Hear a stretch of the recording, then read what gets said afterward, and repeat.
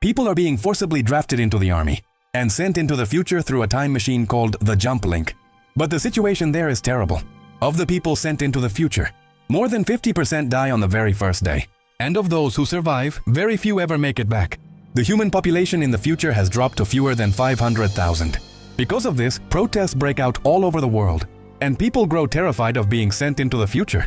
The rule is that every soldier will be sent to the future for only 7 days. If they survive those 7 days, the machine will automatically pull them back to the present. At home, Mori sees all this news and becomes deeply frightened. Breaking down in tears, she tells her mother that she never wants her father to be sent to the future. Dan arrives, hugs Mori to calm her down, and promises that everything will be fine.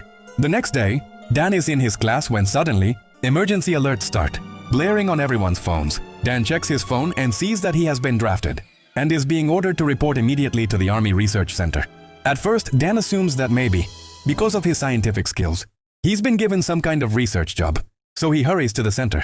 But the moment he arrives, reality hits him. Soldiers forcefully attach an electronic device to his arm, which fuses directly into his body. The officer informs him that this device is a tracker, and that Dan must now go fight in the future. Dan tries to explain that he's a teacher, not a soldier, but no one listens. He's told that he has only 24 hours to settle his personal affairs. After that, his training will begin, and he'll be sent to the year 2051. The officer warns him that if he tries to remove the device or attempts to escape, he could be thrown in jail, or the device could malfunction and kill him.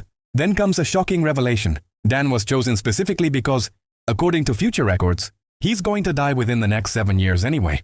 Shaken, Dan doesn't go straight home. Instead, he goes to the clinic to see Amy. Amy is there, counseling trauma patients who've returned from the future. Dan tells her that he's been drafted. Amy is shaken to hear this, because she knows coming back from there is almost impossible. Dan shows her his arm with the device attached. Amy cries and tells Dan that they have to remove this device no matter what. She suggests that Dan go see his father, James. James is a mechanical genius, and someone who stands against the government. So maybe he can hack the device and remove it. Out of desperation, Dan goes to see his father. James lives in an isolated place where he illegally builds weapons and vehicles. The reunion between father and son is extremely tense.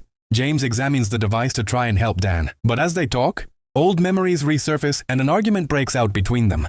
Dan can't control his anger and storms out.